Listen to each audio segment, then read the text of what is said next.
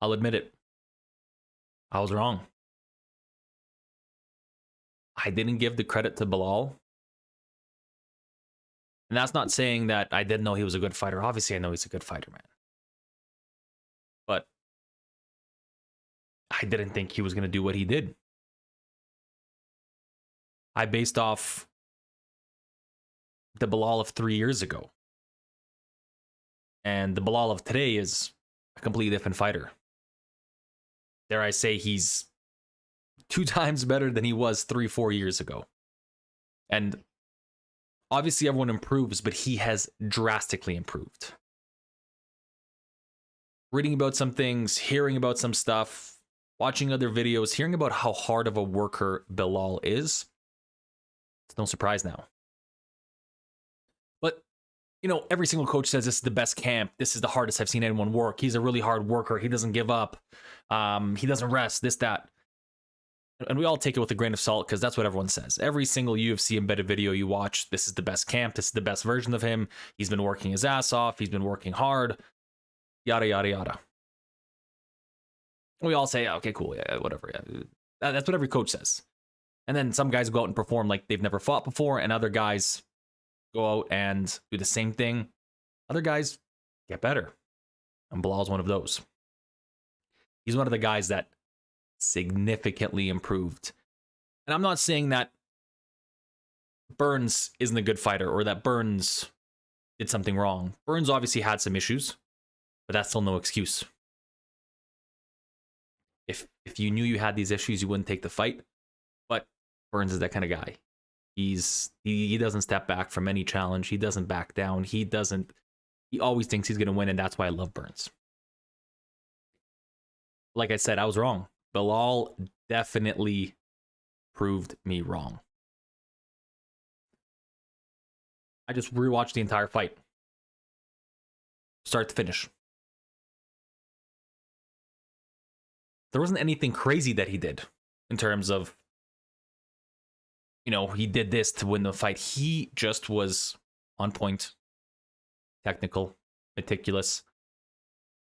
And may I mention he switched stances about 4,762 times, or somewhere in that range. And that's not easy to do. Even if that's ingrained in your brain, that's, you know, it's not even a thought. You still have to do that while somebody's coming on the other side with haymakers, with takedowns, with jabs, with kicks, with whatever it may be. That's something you have to think about because you don't want to get caught in the switch while they're attacking or get caught in the switch while they're going for a takedown, because that puts you in a bad spot. But with Belal, it was perfect. He would even switch stances, not doing anything, just to deter Gilbert Burns from moving up, pressing forward, trying to put together a combo, trying to put together a plan. It was difficult. I can imagine being Burns and you just see a guy move left, right, left, right, left, right. It throws you off your rhythm. And for those of you that have played sports, especially that have done any sort of combat sports, rhythm is huge. When you want to do something but you can't, then you get frustrated, and that builds up. It's the same thing as thinking about when your day's going bad, you wake up, something goes wrong, next thing goes wrong, so on and so forth. By the time the 5th, 6th, 7th thing goes wrong, you're having a bad day. And that's what Gilbert had. Gilbert just had a bad day. And I'm not saying he had a bad day because he was off. Maybe he was, but he was having a bad day because he had to fight Belal Muhammad. Belal just came out, showed everyone what he can do. And one thing I want to mention is, for any of you that watch other sports like basketball, he reminds me of the slower players. Guys like, if you remember Paul Pierce, nowadays like Nikola Jokic, even Luka Doncic. They're not very high-speed, athletic, fast-twitch, players. They are slow, meticulous, and technical players, and that is exactly what Gilbert Burns is not. That is what Belal Muhammad is. Belal Muhammad doesn't have the craziest athleticism, from what we can see in the UFC ring. I'm not talking about what he does in training or practice. I can't speak on that because I haven't seen that. I'm talking about in the ring. In the octagon, I apologize. Belal countered everything perfectly. His steps, his kicks, his timing was impeccable. His counters were on point. But it still looked like he was not the better fighter, if you know what I mean. This is not a knock on him. He just doesn't have that flash factor. He is just so meticulously good and technical that it kind of makes it look easy. And that's what all the top fighters have. Look at all fighters.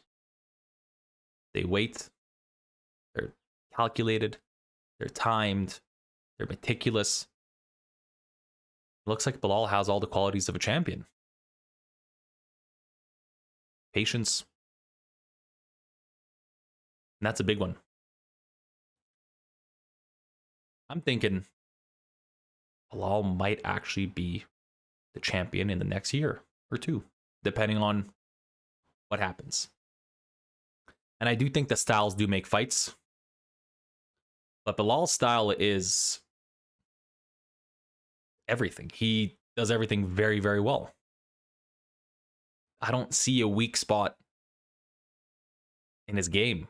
He can go all 5 rounds, no issue. Push the pace. He can wrestle. He can strike. Another big thing is he looked large. He looked strong. He looked, his legs, his upper body, he made, I know Gilbert Burns used to fight at 155, but he still looked significantly larger. And he's got a good chin on him. As they were saying in the fight commentary, he's got a big head. Yeah, he does. And he can take a punch. So I think the fight between Colby and Leon Edwards, that should be an interesting one. And whoever wins that fight, I think Belal might have their number. And that is why I'm interested in watching this all. So if you guys have any thoughts, let me know. I'll see you next time.